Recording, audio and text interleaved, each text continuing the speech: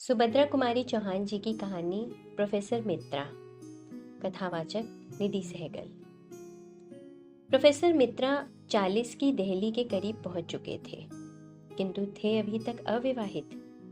ये बात नहीं थी कि वे विवाह करना ही न चाहते थे, पर वे जैसी आदर्श पत्नी की खोज में थे वैसी उन्हें अभी तक कहीं न मिलती थी। प्रोफेसर मित्रा स्वभाव से ही उदार और सुशील थे। रंग सांवला, कद ऊंचा और चेहरा सुडौल था। वे बहुत कम बोलते थे। स्वभाव के कुछ झक्की थे, पर थे आदमी अच्छे।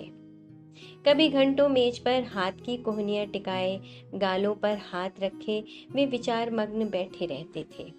और कभी बातचीत करते करते कुछ ख्याल आ जाता तो वे बिना कुछ बोले ही बातचीत समाप्त करने के लिए उठ खड़े हो जाते थे। परंतु लड़के उन्हें चाहते थे और उनका आदर भी करते थे। वे फिलॉसफी के प्रोफेसर थे। सेकेंड ईयर के एक लड़के कांति किरण को वो बहुत चाहते थे। कांति किरण एक निर्धन परिवार का लड़का था। उसकी फीस और पढ़ाई का कुल खर्च प्रोफेसर मित्रा अपने पास से देते थे। कांति किरण सच्चरित, सुशील, तीक्ष्ण बुद्धि और मेधावी छात्र था। यही कारण था कि आर्थिक सहायता करने के अतिरिक्त प्रोफेसर मित्रा उससे स्नेह भी करने लगे। प्रोफेसर मित्रा अविवाहित थे ही। शहर से जरा हटकर उनका एक बड़ा सा बंगला था, जिसमें रहने वाला उनके अतिरिक्त और कोई न था। उन्होंने एक दिन कांति किरण से अपने बंगले पर रहने के लिए कहा और कांति किरण तब से उन्हीं के बंगले पर रहने लगा। इस प्रकार प्रोफेसर मित्रा ने अपने सूने जीवन में एक साथी का निर्माण कर लिया। गर्मी की लंबी छुट्टियों के बाद जब कॉलेज खुला तो नई भर्ती होने वाली लड़कियों में कांति किरण की भांति एक लड़की मृणाल पर भी प्रोफेसर मित्रा की अनुकंपा विशेष रूप से हो गई। ये मृणाल कौन थी, कोई नहीं जानता था। मैट्रिक उसने कलकत्ता से ही पास किया था। अपनी विधवा माँ के साथ कुछ ही दिन हुए यहाँ आई थी। मृणाल की माँ निर्धन थी। यहीं के लड़कियों के मिडिल स्कूल में वह उपपाठिका होकर आई थी। मृणाल की माँ और प्रोफेसर मित्रा में कब पहचान हुई ये कोई नहीं जानता, किंतु मृणाल के भी पढ़ने का सारा खर्च प्रोफेसर मित्रा ने अपने ऊपर ले लिया। यही नहीं कि प्रोफेसर मित्रा केवल कांति किरण और मृणाल को ही आर्थिक सहायता देते हों, वे और भी बहुत से गरीब लड़कों की सहायता करते थे। बैंक में उनका कोई हिसाब न था। हर महीने की तनख्वाह उनके आवश्यक खर्च को निकाल कर इसी प्रकार निर्धन विद्यार्थियों की सहायता में उठ जाती थी। वे प्रायः कहा करते थे, हर महीने मुझे इतने रुपए मिलते हैं, मैं उन्हें इस प्रकार न बांट दूं तो क्या करूं? न स्त्री न बच्चे, रुपयों का संग्रह करके मैं करूंगा क्या? मृणाल की माँ को महीने में कुल 30 रुपए मिलते थे, जो दोनों माँ बेटी के लिए सम्मान के साथ रहने के लिए भी पर्याप्त नहीं थे। परंतु प्रोफेसर मित्रा की सहृदयता ने उन्हें कभी किसी प्रकार के कष्ट का अनुभव न होने दिया। सजातीय होने के कारण उनकी घनिष्ठता बहुत बढ़ गई। सप्ताह में एक बार प्रोफेसर मित्रा मृणाल की माँ से मिलने जाते और मृणाल तो प्रायः रोज ही 1-2 घंटे प्रोफेसर मित्रा के यहाँ बिताती थी। मृणाल लॉजिक की, जिसे प्रोफेसर मित्रा ही पढ़ाते थे, बड़ी अच्छी छात्रा थी। प्रोफेसर मित्रा उससे बहुत खुश रहते थे। मृणाल अपनी माँ की पहली संतान थी। माँ बेटी का रिश्ता जाने बिना प्रायः लोग उन्हें बड़ी छोटी बहन समझते थे। मृणाल के जन्म के कुछ समय बाद मृणाल के पिता का देहांत हो गया था। तब से इसी प्रकार नौकरी और ट्यूशन करके मृणाल की माँ उसे इतनी बड़ी कर पाई है। अब उसे सबसे बड़ी चिंता मृणाल के विवाह की है। जिस लड़की को उसने कष्ट से पढ़ा लिखा कर पाल पोस कर इतनी बड़ी किया है, उसे किसी सुयोग वर के हाथों सौंप कर ही वह निश्चिंत हो सकती है। वह पढ़ा लिखा, कुलीन वंश का और खाते पीते घर का हो, जिससे उसकी मृणाल सुखी रहे, यही मृणाल की माँ की कामना थी। निर्धनता का जो कटु अनुभव मृणाल की माँ को था, वह भूलने के योग्य नहीं था। उसी निर्धनता के दलदल में वह जानबूझकर अपनी बेटी को नहीं फंसाना चाहती। इसीलिए तो मृणाल 18 वर्ष की हो जाने पर भी अविवाहित थी। मृणाल की माँ को जब मालूम हुआ कि प्रोफेसर मित्रा अविवाहित हैं, तो वह सोचने लगी कि मृणाल और प्रोफेसर मित्रा की जोड़ी तो बुरी नहीं रहेगी। प्रोफेसर मित्रा की उम्र वैसे कुछ ज्यादा भी नहीं है। इसके अतिरिक्त मेरी मृणाल रानी बनकर भी तो रहेगी। एक दिन मृणाल की मां ने निश्चय किया वह प्रोफेसर मित्रा से उनके अविवाहित होने का कारण पूछेंगी। उस दिन शाम को जब प्रोफेसर मित्रा आए तो उसने साहस करके ये सवाल उठाया, मित्रा साहब, मैंने सुना है कि आपने अभी तक विवाह नहीं किया है। यदि आपको कोई अड़चन ना हो तो क्या मैं जान सकती हूँ कि इस संन्यास का क्या कारण है? प्रोफेसर मित्रा के सामने ऐसा सवाल भी इस घर में उनसे कभी होगा वह ना जानते थे। बोले, मैंने आज तक विवाह की ओर ध्यान ही नहीं दिया। क्यों नहीं दिया कह नहीं सकता। अब तक नहीं दिया तो अब तो ध्यान देना चाहिए। शाम को लौटकर जाते हैं तो क्या वीरान सा घर आपको अच्छा लगता है? प्रोफेसर मित्रा हंसकर बोले, नहीं, घर तो वीरान नहीं रहता, कांति किरण रहता है। अक्सर मृणाल आ जाती है, फिर नौकर चाकर भी तो रहते ही हैं। मृणाल की मां तनिक हंसकर बोली, नौकर चाकरों से कहीं घर आबाद हुआ है? और कांति किरण का क्या? उसकी पढ़ाई खत्म हुई, 2 महीने बाद अपने घर चला जाएगा। मित्रा साहब हंसकर बोले, मृणाल तो रहेगी।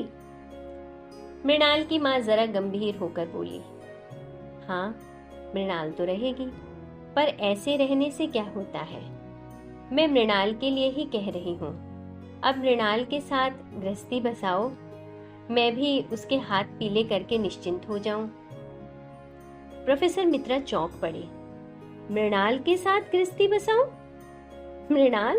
मृणाल तो बच्ची है। मैंने उसे सहायता दी है तो क्या उसका पुरस्कार मुझे लेना पड़ेगा? प्रकट में बोले, छोटा था तभी माताजी नहीं रही। 20 साल का भी ना हो पाया था कि पिताजी भी संसार छोड़कर चले गए। कोई सुनने वाला था ही नहीं।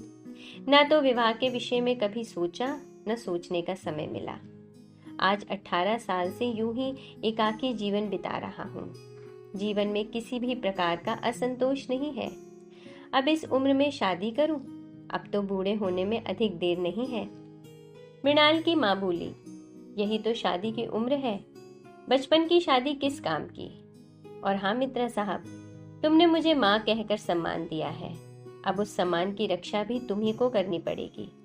मेरी मृणाल को तुम देखते आ रहे हो, बुरी लड़की नहीं है। चाल ढाल, बात व्यवहार, रूप रंग में किसी सुंदर से सुंदर लड़की के सामने खड़ा कर दो तो कुछ ज्यादा ही रहेगी, कम नहीं। यदि तुम उससे विवाह करने का आश्वासन दे दो तो मेरी बड़ी चिंता दूर हो जाए। प्रोफेसर मित्रा गहरी चिंता में डूब गए। कल्पना की आंखों से बालिका मृणाल को गृहिणी मृणाल के रूप में उन्होंने अपने घर में घूमती हुई देखा। नौकरों से वो ठोक ढंग से काम ले रही है। घर में कोई अव्यवस्था नहीं, सभी काम सुचारू रूप से हो रहे हैं। प्रोफेसर मित्रा को अब घर के किसी भी काम की ओर ध्यान देने की जरूरत नहीं रहती। इसी समय मृणाल की मां की बात से वह चौंक से उठे।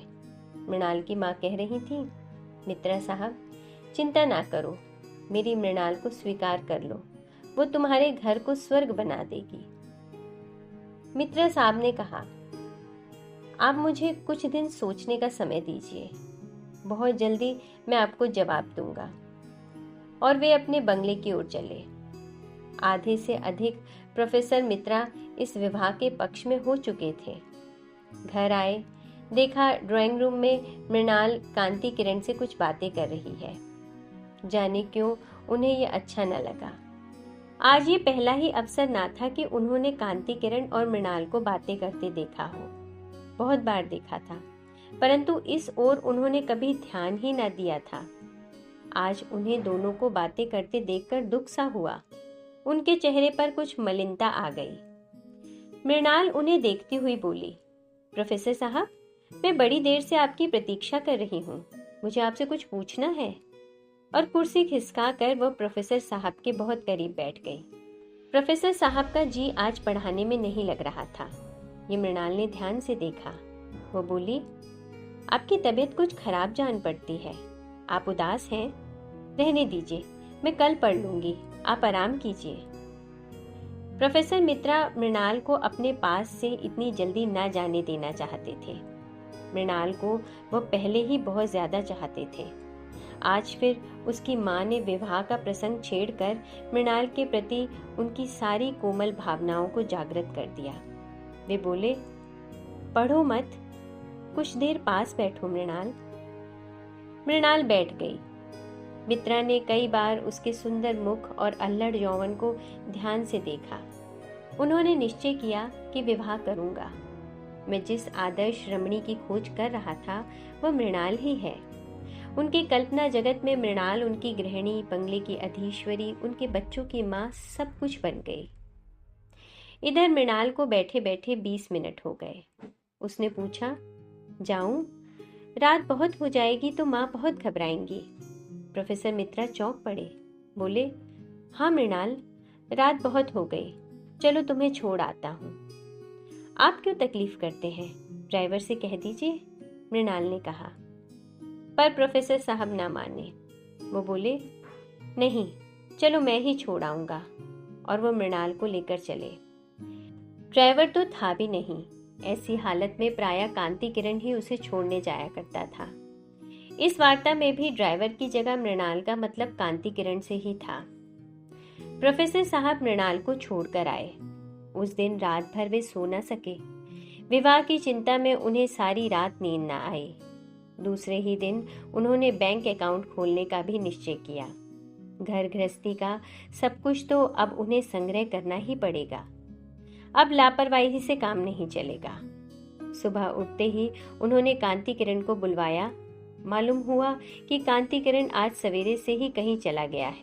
कांति किरण के द्वारा वे एक बहुत बढ़िया पलंग का ऑर्डर देने वाले थे। मृणाल के लायक उनकी समझ में उनके घर में कोई भी सामान नहीं था। सभी सामान ठीक और अच्छा बनवाकर रखना पड़ेगा। अकेले आदमी की बात और होती है और गृहस्थ की और।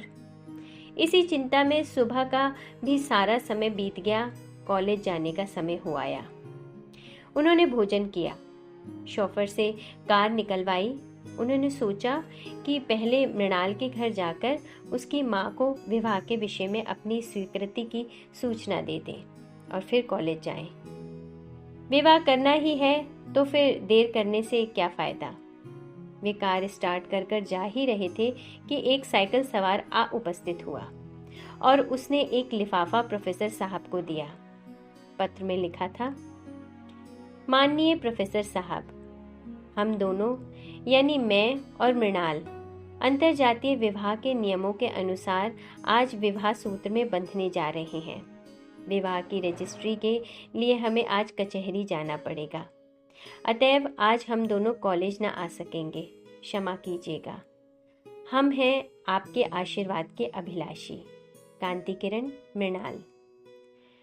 पत्र पढ़कर एक फीकी हंसी के साथ प्रोफेसर मित्रा ने अपनी कार कॉलेज की ओर बढ़ा दी। सुभद्रा कुमारी चौहान जी की कहानी प्रोफेसर मित्रा। कथावाचक निधि सहगल।